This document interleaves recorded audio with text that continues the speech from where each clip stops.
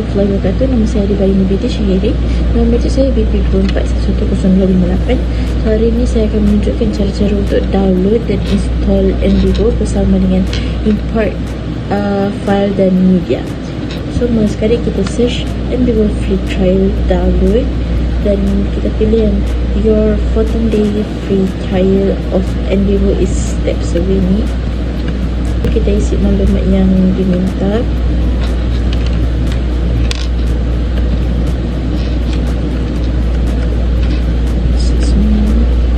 Saya guna email sendiri lah sebab senang mau dapat verification code.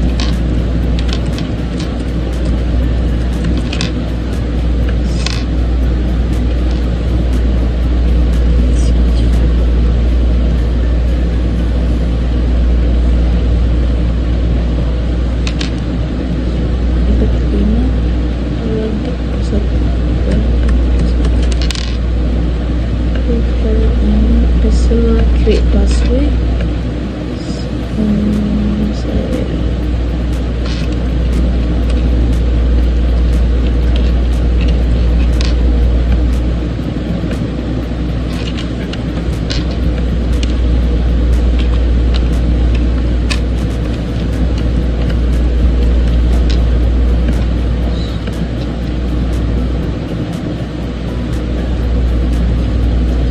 Create account.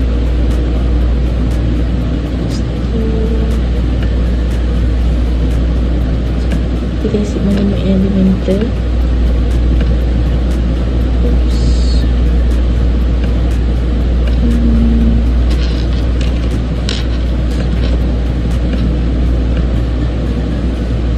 Klik sign up. Dan kita tunggu. Setting sini. Kita pergi ke Envivo. So, download Envivo for Windows. Kita tunggu dia download dulu. Ok, sudah siap download. Kita tekan. Tunggu downloading sebentar. Ok, ni adalah gambaran apps Envivo. So, saya akan tunjuk macam mana mau upload file, import file sama media. So, kita buat new project title kita siapa KPK contohnya kan, kaedah penyediaan file tadi. So, next create project. Masuk. Okay. So, sini kita kalau mau baca sekejap, tapi kalau nak mau skip sekejap. Okay, kita pergi di import. Lepas tu kita pergi di file sini, tekan dan kita pilih mana kita mau import masuk dalam kita punya ini lah kan. Setelah sudah saya punya dokumen tu ya, sekejap. Saya pilih shot lah ya, memang dokumen contoh saya mau yang ini. Saya import dia, tick shot import, dan proses import tu akan selesai begini. Ada sudah kita punya file di sini yang kita mau import lah kan, transkrip sebagai contoh kan, screenshot table begitu. So, macam mana mau import image juga sama, tekan di files dan kau boleh pilih mana-mana je image, picture saya ambil kan. Saya ambil pictures sebagai contoh, saya ambil screenshot saya sebagai contoh. Saya ambil yang ini dan saya tekan saja import dan siap.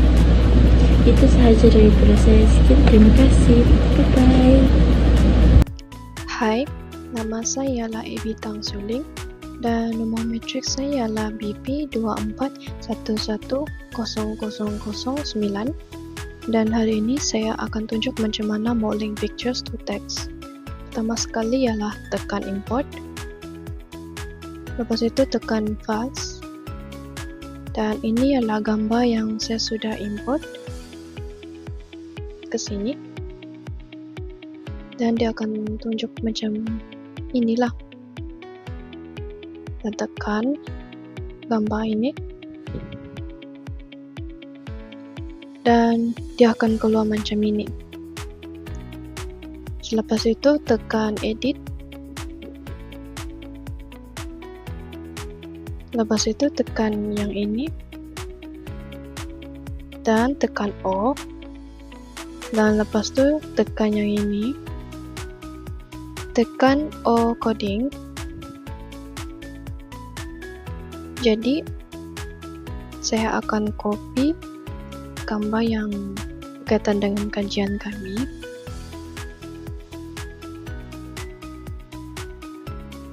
Oke. Lepas itu tekan mouse sebelah kanan. Tekan insert row. Jadi dalam konten ini saya akan masukkan mengikut kategori dari kajian kami, yaitu cabaran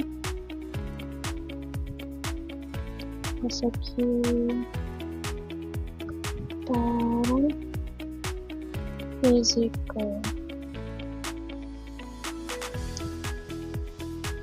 Dan itu saja macam mana modeling pictures to text. Seterusnya saya akan tunjuk macam mana mau coding text dan image. Jadi pertama sekali ialah tekan import dan tekan files. Dan pilihlah dokumen yang mau diimport. Dan saya pilih dokumen transcript daripada kumpulan kami untuk import ke sini.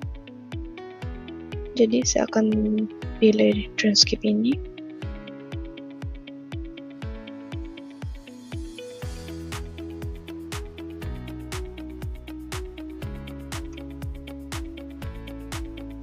Jadi dia akan keluar macam ini.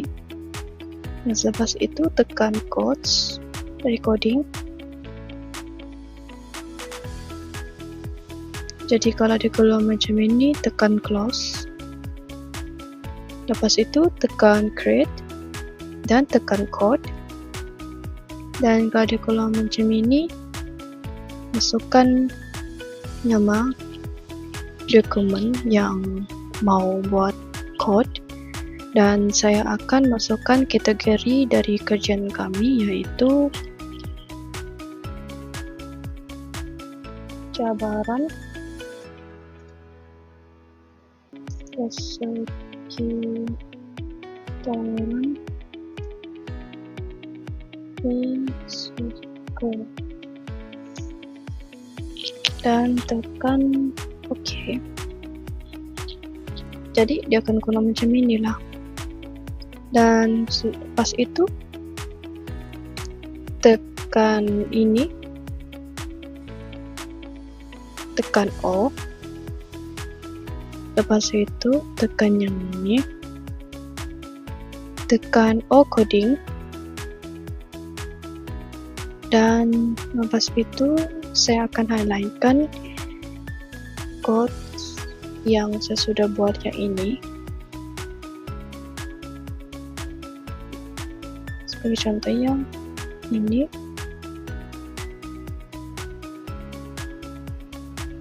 Dan tekan mouse sebelah kanan, tekan code selection,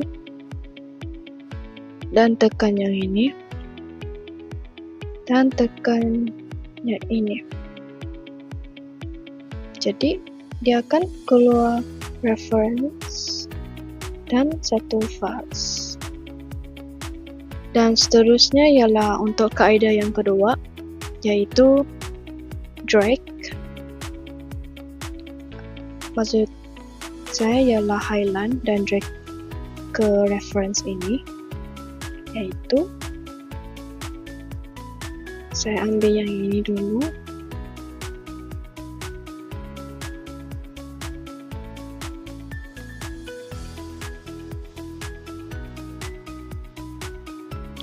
Dan lepas itu drag. Oh, sorry.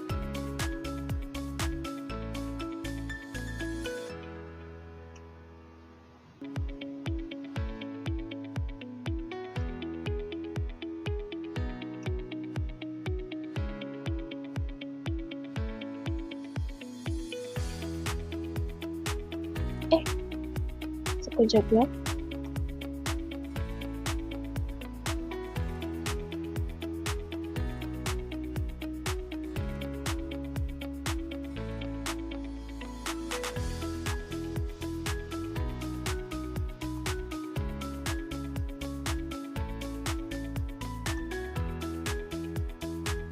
Saya masukkan ke reference. Jadi dia akan muncullah dua reference. Dan beginilah cara macam mana buat coding teks. Dan seterusnya saya akan tunjuk macam mana buat coding image pula. Pertama sekali tutup yang ini dahulu. Pergi ke files. Dan ini ialah image yang saya sudah import. Dan tekan.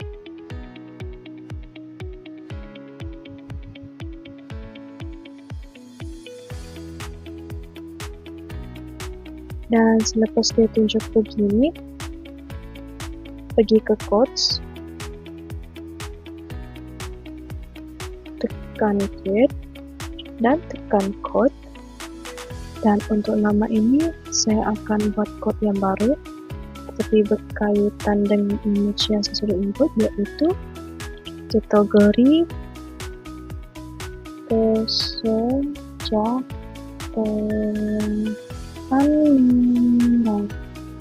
Dan tekan OK. Dan dia record begini. Dan tekan image ini dahulu supaya dapat edit. Dan tekan edit.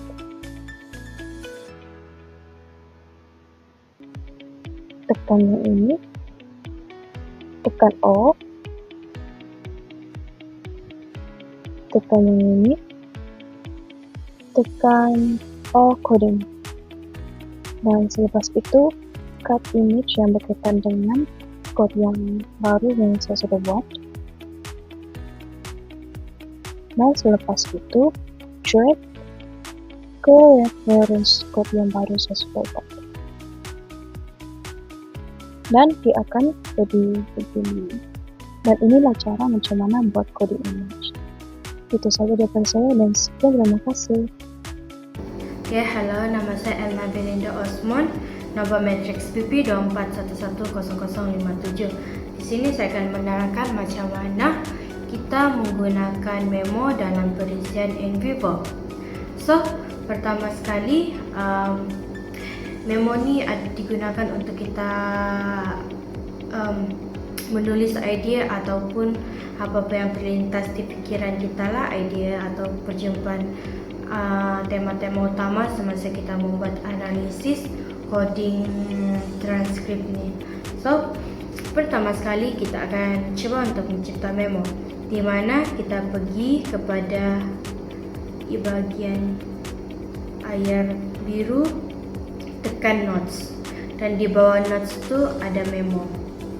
So, kita create memo baru, and then kita namakan coding data 1 responden 1.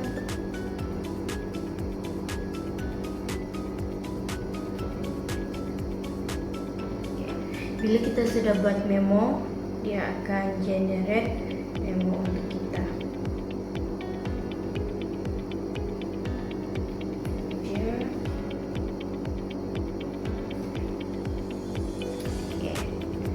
Dan di sini dia sudah keluar. Kita tulislah, kita dapat beberapa aspek cabaran yang dihadapi oleh responden, maka tinggal dikoreksi. So ini akan membantu kamu lah untuk membuat analisis.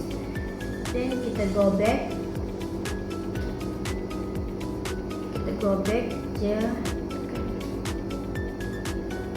and then kita kembali kepada kita punya coding analisis. So bila kita baca je,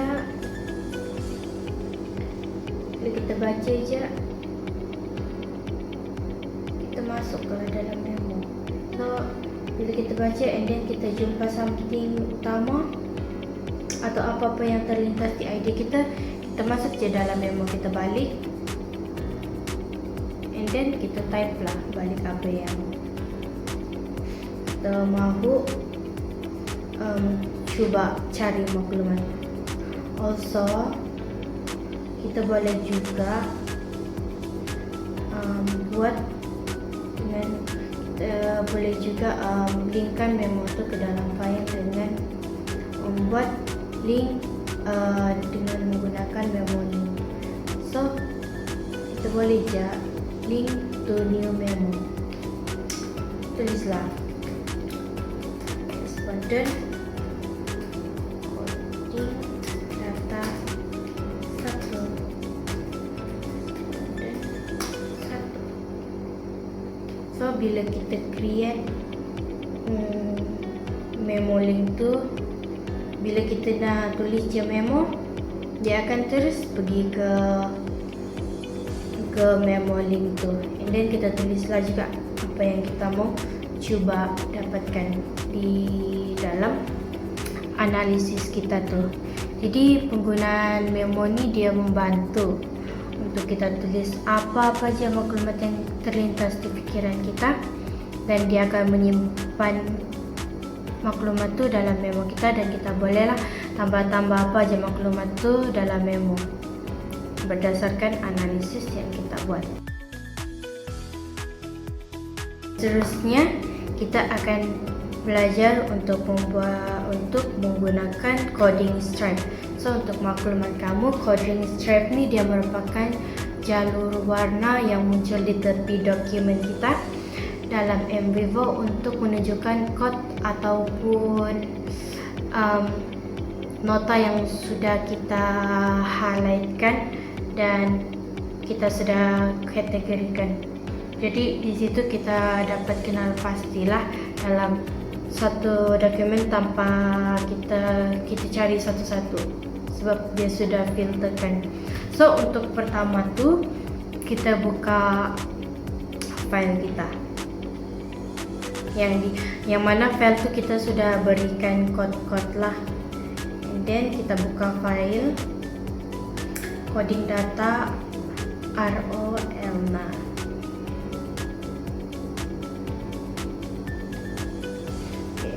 Di sini kita sudah buka kita punya file, and then kita pergi ke kedua, ialah kita pergi coding stripes ni. So di sini ada beberapa show coding stripe, non all, selected item, most coding, list coding, recently, and bla bla bla. So kita pergi selected item, and then di situ kan kita sudah kategorikan, kita sudah kodkan semua dalam analisis tu. So tinggal kita macam mau cari lagi apa yang kita mau, kita pergi di code. Kalau saya pergi code, and then saya pergi ni dalam gembira ni dia ada 3 lah cabangnya yang saya masukkan, cabaran, kebaikan, dan juga ada sedikit juga di sini. Okay, kita masuk dalam, kita boleh je pilih 3 ni ataupun pilih salah satu lah. Kalau saya mau pilih salah satu, iaitu kebaikan. So bila saya pilih kebaikan, dia akan keluar, code stripe tu akan keluar di sebelah dokumen kita lah. Dan kita boleh nampak yang hitam ni maksudnya dia tidak no coding. Ini pula ni merupakan coding tentang kebaikan. Bagi saya, okey, tinggal di sini saya tekan bus stop, tempat tinggal selesa, perkhidmatan banyak. Nah, di situ dia sudah highlightkan untuk kebaikan dalam tinggal dalam kolej kediaman tu. Itu cara untuk menggunakan coding stripe. So coding stripe ni dia bantu untuk kita tengok visual tema yang sudah kita highlightkan lah, dan kita boleh cari dengan senang. Jadi tinggal kita guna coding stripe dan cari apa maklumat yang sudah kita buat code-codekan, and then tinggal kita tengok dia punya highlight. Itulah caranya. Dan ini juga memudahkan kita supaya tidak berlakulah pertindihan tema sebab dia sudah asingkan mengikut kod-kod tertentu. Itu saja. Alright, nama saya Vesandra Josili, BP 24110072. Dan sekarang saya akan buat 3.1 Identify Themes. Okay.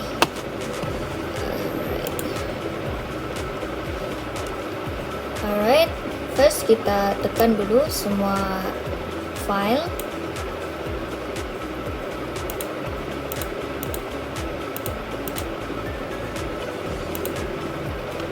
And then kita tekan auto code. And then keluar ini kita tekan identify themes. Dan kita tekan next. So part sini memang kita perlu tunggu lama sikit lah untuk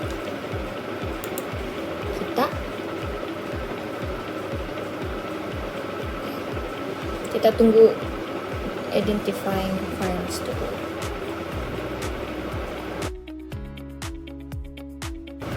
Alright, di sini sudah siap download. Ini keluarlah begini. Oke, ada saya, ada yang, ada untuk, anda dengan atau yang kita dapat daripada transkrip. Di sini kita boleh tengok apa-apa ayat yang kena guna dengan perkataan ni lah. Oke, kita tekan next. Oke, quote sentence. Kemudian kita tekan next. Finish.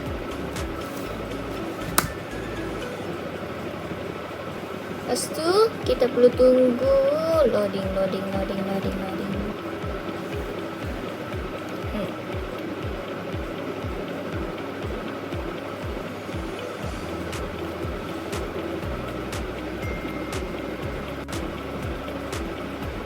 So sekian lama sudah ditunggu dari tadi. Inilah kejadiannya. Oke, di sini ada bentuk macam ini. Oke, kita tengok auto coding result.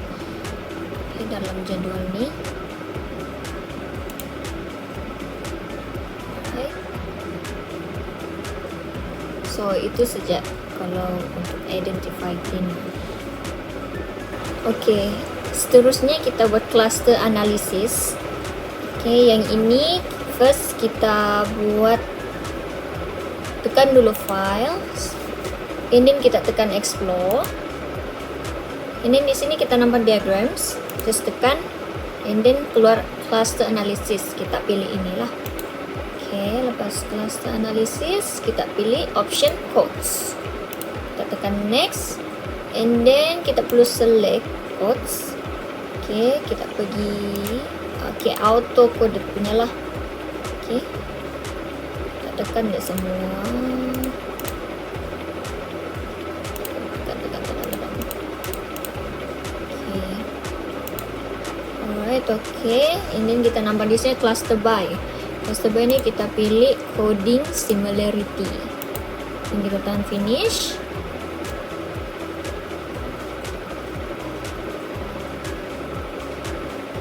Okay, let's wait. And wait.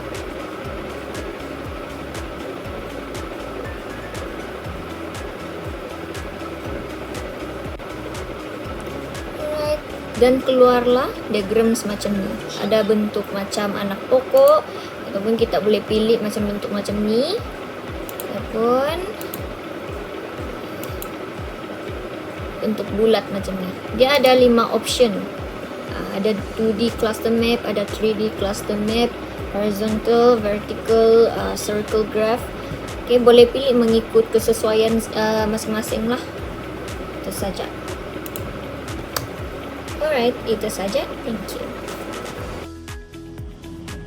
Selamat sejahtera semua, nama saya Kurt Getting, memegang nombor matriks BP 24110053.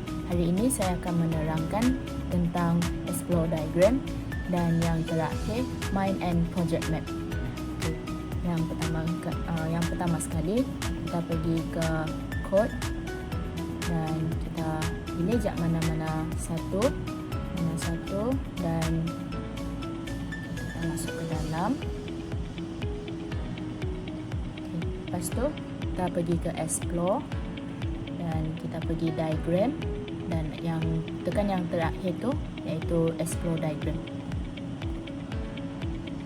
Dan dia akan keluar jadi begini, di mana dia punya fokus di sini ialah langkah, dan kalau kita mau tengok langkah yang terdapat di dalam transkrip responden 1 dan responden 2, kita boleh kasih tekan, lepas tu right click, boleh change focus dan dia akan jadi, kita akan masuk pergi dalam transkrip responden 1 dan responden 2 ya. So ini untuk bahagian explore diagram. Dan yang seterusnya ialah mind mapping, di mana kita boleh pergi ke visualization dan kita tekan map.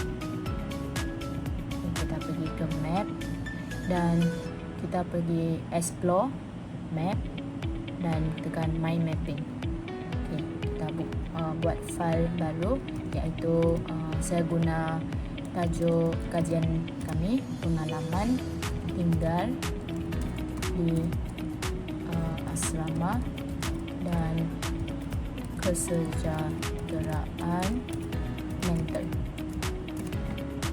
Okay, lepas buat file ni, kita akan mulakan dengan topik kita. Pengalaman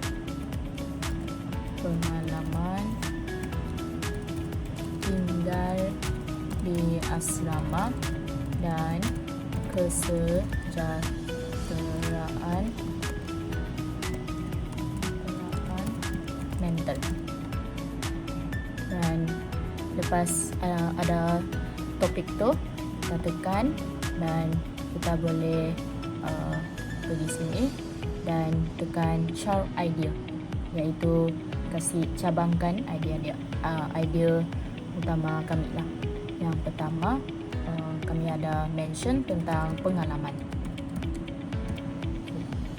Selain itu, kita juga ada mention tentang cabaran. Dan kita juga ada boleh tambah lagi satu, di mana kita juga ada mention langkah. Jadi ini adalah yang idea-idea di bawah topik pengalaman tinggal di asrama dan kesejahteraan mental. So kalau mau ni boleh tukar lagi bentuk map ini, iaitu boleh jadi begini atau boleh tukar lagi jadi yang begini. Jadi saya akan ambil yang ini untuk contoh. So dalam kajian yang kami jalankan itu, kami dapat tahu ada pengalaman pelajar tinggal di asrama. Okay. Kalau kita boleh kasih cabangkan lagi apa pengalaman mereka di asrama, contoh pengalaman yang baik. So boleh tambah lagi sibling idea, di mana mereka adalah dua-dua di under pengalaman baik, pengalaman baharu untuk mereka. bagi cabaran pula, ada boleh kita masukkan child idea, iaitu cabaran dalam kalangan pelajar yang tinggal di asrama. Contoh cabaran yang paling kami dapat tahu ialah masalah gangguan bekalan air. Gangguan bekalan air ini adalah salah satu cabaran yang dihadapi. Selain itu, boleh tambah lagi sibling idea. Apa lagi cabaran yang mereka hadapi? Okay. Mereka juga menghadapi masalah sosial bersama rakan, masalah sosial. Jadi bagi langkah sama juga, terdapat beberapa langkah yang mereka tujukan, iaitu contoh menyelesaikan masalah air dan lain-lain lah. Sama je step dia. Kalau ada langkah lain, ya boleh kami kasih tambahkan sibling idea. Okay, itu saja bagi kumpulan kami dan terima kasih.